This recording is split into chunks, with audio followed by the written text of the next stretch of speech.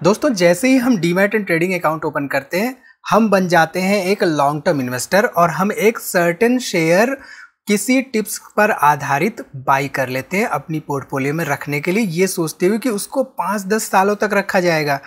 एक हफ्ते के बाद जब स्टॉक प्राइस में थोड़ी सी गिरावट होती है हम पैनिक में आके उसे सेल कर देते हैं।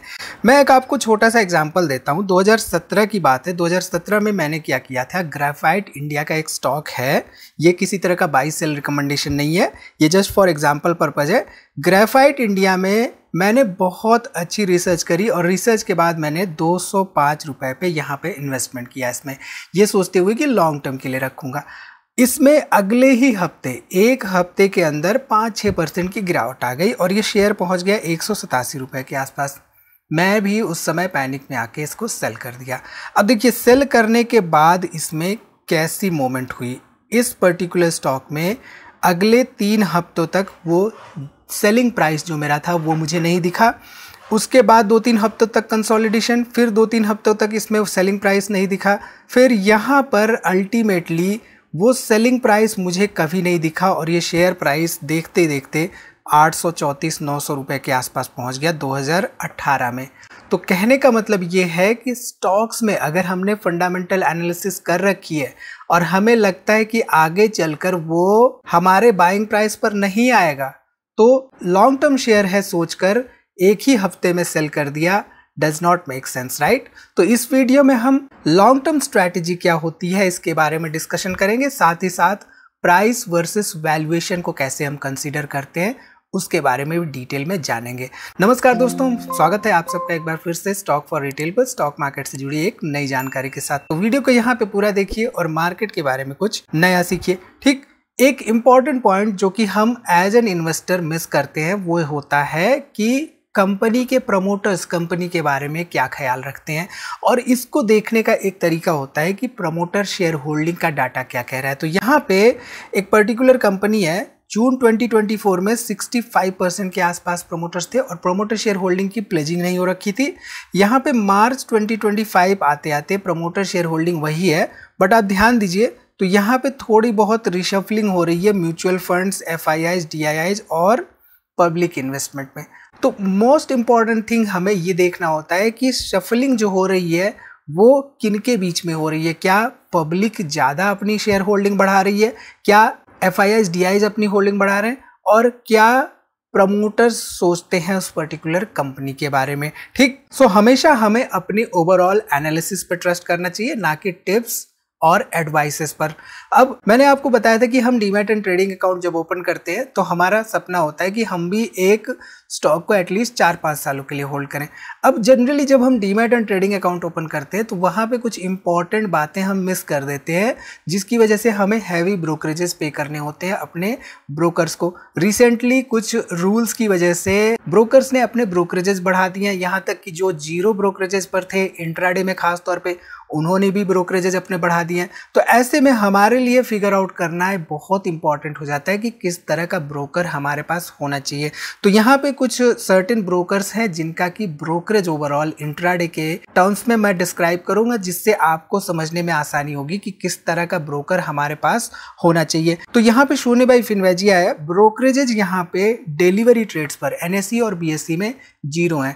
अब कुछ सर्टेन ब्रोकर्स होते हैं जिन्होंने की डिलीवरी पर भी ब्रोकरेजेस लगा रखे हैं, यानी कि अगर आप स्टॉक को बाई करके अपने पोर्टफोलियो में रख रहे हैं होल्डिंग के तौर पे लॉन्ग टर्म के लिए, तो वहाँ पे भी आपको 10-15-20 रुपए ब्रोकरेजेस देने पड़ रहे हैं बाई साइड पर, 10-15-20 रुपए ब्रोकरेजेस देने पड़ रहे हैं सेल साइड पर।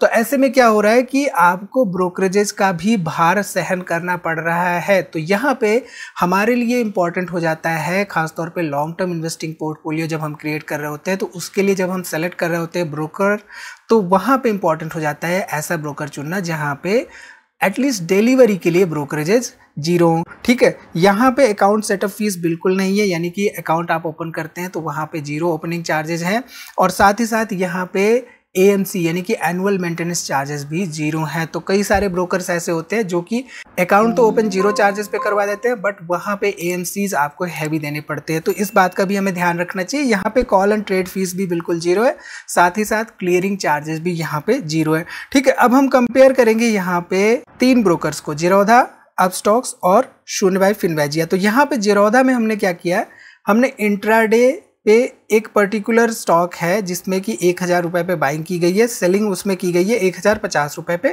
क्वांटिटी है 500 की। तो ये अक्रॉस तीनों हमने ये सेम बाइंग 1000 रुपये, सेलिंग 1050 रुपये और क्वांटिटी 500 की ले लिए।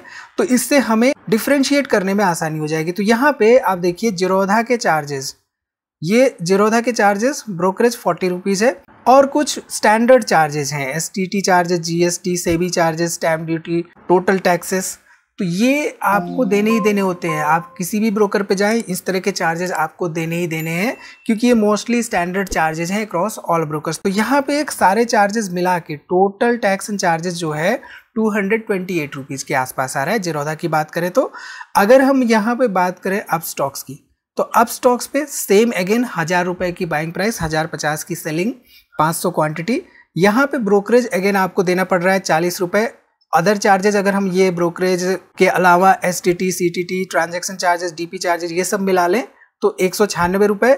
यहाँ पे आप देखें तो टोटल चार्जेस 237 रुपये के आसपास देना पड़ रहा है।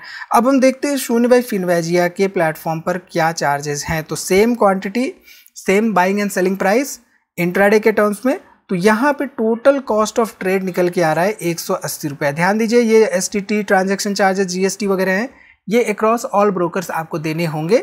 तो ये बात आपको ध्यान में लेके चलनी है। अब यहाँ पे ध्यान दीजिए तो ब्रोकरेज यहाँ पे 10 रुपये देना पड़ रहा है, बाकी में हमें ब्रोकरेज 20 रुपये, यहाँ पे ब्रोकरेज 10 रुपये क्यों है?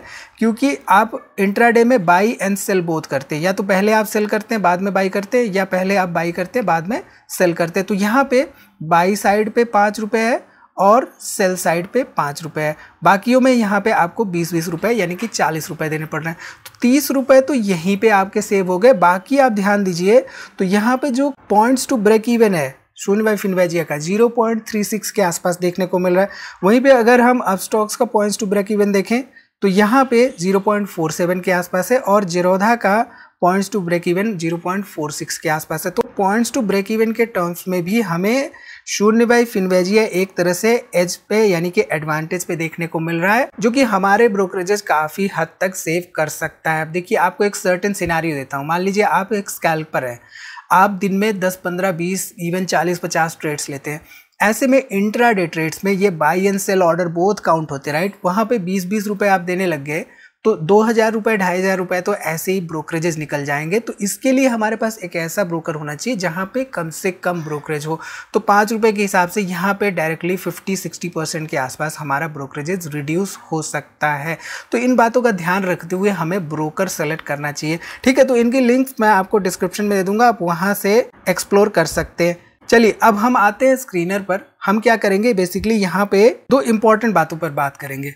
वो 2 इंपॉर्टेंट बातें क्या है? वैल्यूएशन और प्राइस। आपने सुना होगा प्राइस इज व्हाट यू पे, value is what you give. Stock market में क्या होता है कि जो हम देख रहे होते हैं करंट प्राइस किसी भी स्टॉक का, वो प्राइस होता है जिसपे कि इन्वेस्टर्स बाई या सेल करने के लिए रेडी होते हैं, यानी कि जो नए इन्वेस्टर्स होते हैं उस कंपनी के लिए वो प्राइस पे करने को तैयार होते हैं सेलर्स को। तो ऐसे में ये हमारे लिए प्राइस हो गया। दूसरा प्राइस होता है उसका हिडन प्राइस यानी कि इंट्रिंसिक वैल्यू। तो उस स्टॉक का जो एक्चुअल वैल्यू है, उसके एसेट्स और सारे लायबिलिटीज को अकाउंट पे लेते हुए, तो वो जो प्राइस है वो एक्चुअल प्राइस अगर हम निकाल लेते हैं तो हम कंपेयर कर सकते हैं करंट प्राइस को उस इंट्रिंसिक वैल्यू से। तो यहाँ पे ग्राहम नंबर हमारे पास एक पैरामीटर होता है, एक रेशियो होता है जिसको कि हम इस्तेमाल कर सकते हैं एज ए वैल्यूएशन पैरामीटर। अब ग्राहम नंबर मान लीजिए एक पर्टिकुलर कंपनी का 300 है और स्टॉक प्राइस किसी ना किसी वजह से आ गया है 200 रुपये पे। तो ऐसे में ग्राहम नंबर के हिसाब से जो स्टॉक है वो एक कम दाम पे ट्रेड करता हुआ दिखाई दे रहा है। तो ऐसे में हम कह सकते हैं कि यहाँ पे मार्जिन ऑफ सेफ्टी का कुशन मिलता हुआ दिखाई दे रहा है। अब मार्जिन ऑफ सेफ्टी क्या होती है? मान लीजिए एक सर्टेन ट्रक है जिसकी कैपेसिटी है 100 टन भार ले जाने की। अब इसमें हमने 98 टन्स माल लाद दिया।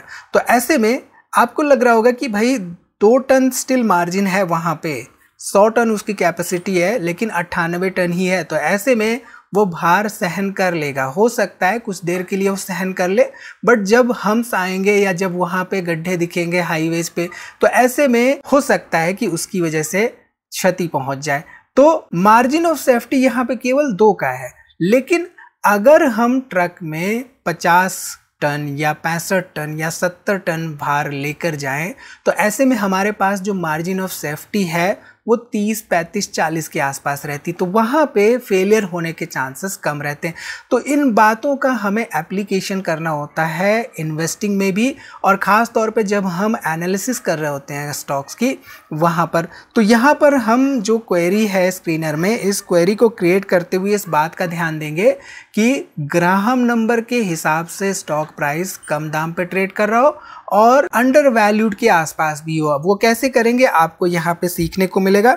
सो बेसिकली हम क्या करेंगे, ऐसे स्टॉक्स फिगर आउट करेंगे जिनका की करंट प्राइस अपने ग्राहम नंबर से कम दाम पे ट्रेड कर रहा हो। इसको हम रन करेंगे तो यहाँ पे करीब 841 कंपनियां के आसपास निकल के आ रहे हैं। अब ये 841 कंपनियों में हो सकता है कुछ कंपनियां ऐसी हो जिनका की किन्हीं इनवैलिड रीजनों से स्टॉक प्राइस ग्राहम नंबर से कम दाम पे चला गया हो। अब यहाँ पे एक एग्जांपल के तौर पे ले लेते हैं।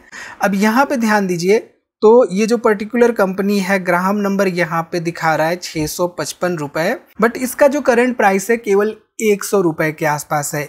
तो ये सर्टेन एग्जांपल है, इसलिए आपको स्टॉक का नाम नहीं बता रहा हूँ, तो आई होप आप समझ सकते हैं। यहाँ पे करंट प्राइसेस 116 रुपए के आसपास है, लेकिन मार्केट कैप केवल 22 करोड़ का है।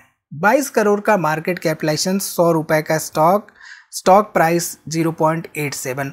अब देखने में हमें लगेगा कि भाई अंडर वैल्यूड कंपनी है, लेकिन इसके बाद बहुत सारे ऐसे पैरामीटर्स होते हैं जो कि हमें जज करने के लिए यूज करने होते हैं एनालिसिस करते समय। तो वो कौन से पैरामीटर्स हैं उनके बारे में बात कर लेते हैं। अब ये पैरामीटर्स बेसिकली हम अगर इस्तेमाल करेंगे तो यहाँ पे ROC 177% होने के बावजूद ये पर्टिकुलर स्टॉक जो है फिल्टर आउट होके निकल जाएगा हमारे फिल्टरिंग क्राइटेरिया से। तो इसलिए मैं आपको कहता हूँ कि सारी बातों का ध्यान रखते हुए आपको इन्वेस्टमेंट डिसीजन मेकिंग करनी चाहिए। ठीक है, तो यहाँ पे हम क्या करेंगे, हम डिविडेंड यील्ड जो है वो 1 से ज़्यादा की कंपनियों को फिगर आउट करेंगे। तो बेसिकली डिविडेंड यील्ड 1 से ज़्यादा का मतलब है कि हम ये चाहते हैं कि कंपनी जो प्रॉफिट जनरेट कर रही है उस प्रॉफिट में से कुछ हिस्सेदारी अपने एग्जिस्टिंग इन्वेस्टर्स को भी पास ऑन कर रही है, जिससे हमें फिगर आउट करने में मदद होगी कि कंपनी का जो प्राइस है वो उसके प्रॉफिटेबिलिटी को जस्टिफाई कर रहा है। ठीक है, यहाँ पे अगर हम इसको रन करते हैं तो हमारे पास 154 कंपनियां आ गई। अब देखिए 800 से सीधे सीधे 700 के कंपनियों के आसपास यहाँ पे निकल गई फिल्ट्रेशन क्राइटेरिया से, और वो कंपनी भी निकल गई जिस कंपनी का हमने 22 करोड़ का मार्केट कैपिटलाइजेशन देखा था, क्योंकि कंपनी जो है डिविडेंड दे ही नहीं रही थी। ठीक, इसके पीछे बहुत सारे रीजन्स हो सकते हैं, फिलहाल उन रीजन्स पे हम नहीं जा रहे हैं, बट यहाँ पे आपको बातें आगे क्लियरली समझ में आएंगी कि ऐसा हम क्यों कर रहे हैं। ठीक, अब हम यहाँ पे डिविडेंड यील्ड के साथ ही साथ हम क्या करेंगे कि प्राइस टू अर्निंग रेशियो लेंगे, और प्राइस टू अर्निंग रेशियो हमारा 15 से कम का कर देंगे। तो प्राइस टू अर्निंग रेशियो 15 से कम का मतलब है कि यहाँ पे कंपनियां जो है अंडर वैल्यूड हमें चाहिए। ठीक, तो यहाँ पे हम इसको रन करते हैं तो 112 कंपनियां निकल के आ गई। अब ये जो अंडर वैल्यूड कंपनियां हैं इनमें भी हम चाहते हैं कि DII होल्डिंग जो है वो 5% से ज़्यादा होना चाहिए, FII होल्डिंग जो है वो भी 5% से ज़्यादा होना चाहिए। तो जैसे हम इसको रन करते हैं मात्र 24 कंपनियां यहाँ पे निकल के आ गई हैं। अब इसके साथ ही साथ हमें जो प्रमोटर शेयर होल्डिंग है उसको भी ध्यान में लेके चलना है। तो प्रमोटर शेयर होल्डिंग यहाँ पे एटलीस्ट 40-50% से ज़्यादा होना चाहिए, उनकी प्लेजिंग नहीं होनी चाहिए। तो आप चाहें तो उस फिल्ट्रेशन क्राइटेरिया को भी इस्तेमाल करते हुए चल सकते हैं। तो यहाँ पे हम बेसिकली 24 कंपनियों के बाद इनके रिटर्न्स पे आते हैं, यानी कि रिटर्न ऑन इक्विटी जो है वो एटलीस्ट 10% या उससे ज़्यादा हो, and return on capital employed at least 10% या उससे ज़्यादा हो। तो हम इसको रन करते हैं तो मात्र 11 ऐसी कंपनियां निकल के आ रही हैं। अब ये 11 कंपनियां किसी तरह का रिकमेंडेशंस ऑब्वियसली नहीं है, इनके बाद भी बहुत सारे पैरामीटर्स ऐसे होते हैं, डिसाइडिंग फैक्टर्स ऐसे होते हैं जिनका कि हमें ध्यान में लेके चलना होता है कि कंपनी का मैनेजमेंट कैसा है, कंपनी की क्वालिटेटिव एनालिसिस हमें करनी होती है, और साथ ही साथ वहाँ पे थॉरो हमें फाइनेंशियल स्टेटमेंट्स पिछले 4-5-6 सालों का देखना होता है। उसके बेसिस पे हम जाके डिसाइड करते हैं। अब हो सकता है कि इन 11 कंपनियों की अगर हम थॉरो एनालिसिस करें तो इनमें से कोई भी company long term investment criteria में ना आए। ठीक है, तो यहाँ पे जो क्वेरी हमने क्रिएट की थी, करंट प्राइस ग्राहम नंबर से कम हो, डिविडेंड यील्ड 1 से ज़्यादा हो, प्राइस टू अर्निंग रेशियो 15 से कम हो, DII holding and FII holding यहाँ पे 5% से ज़्यादा हो, रिटर्न ऑन इक्विटी 10% से ज़्यादा हो and return on capital employed यहाँ पे 10% से ज़्यादा हो। तो बेसिकली ये हमें प्राइस एंड वैल्यूएशंस का कंपैरिजन करने में मदद करती है ये पर्टिकुलर क्वेरी, यानी कि हमें ऐसी कंपनियां दिलाती है जो कि प्राइस जो है, जिसका करंट प्राइस किन्हीं कारणों से ग्राहम नंबर से कम दाम पे हो। अब हमने देखा था कि ग्राहम नंबर हमें एक वैल्यूएशन फिगर देता है। ग्राहम नंबर क्या है इसको भी समझना इंपॉर्टेंट हो जाता है हमारे लिए। यहाँ पे ग्राहम नंबर समझ लेते हैं। ग्राहम नंबर बेसिकली क्या है? It is a way to pick valuations based stocks, यानी कि प्राइस और वैल्यूएशन का कंपेयर करते हुए हम स्टॉक पिकिंग करते हैं। ग्राहम नंबर एक्चुअल में क्या होता है? Graham number is a conservative estimate of intrinsic value of stocks, यानी कि एक तरीका है इंट्रिंसिक वैल्यू फिगर आउट करने का। इंट्रिंसिक वैल्यू फिगर आउट करने के कई सारे तरीके होते हैं। DCF वैल्यूएशन मेथड्स होते हैं, डिविडेंड मेथड्स होते हैं, डिस्काउंट डिविडेंड मॉडल्स। तो इन तरह के तरीकों का हम इस्तेमाल करते हैं इंट्रिंसिक वैल्यू फिगर आउट करने के लिए। अब इंट्रिंसिक वैल्यू क्या होती है ये हमने अभी डिस्कशन किया था वीडियो में कि वैल्यू जो है, एक्चुअल जो वैल्यू होती है उसको हम इंट्रिंसिक वैल्यू कहते हैं, राइट। तो इंट्रिंसिक वैल्यू को हम कैलकुलेट करने के बाद हम कंपेयर करते हैं उसके करंट प्राइस से।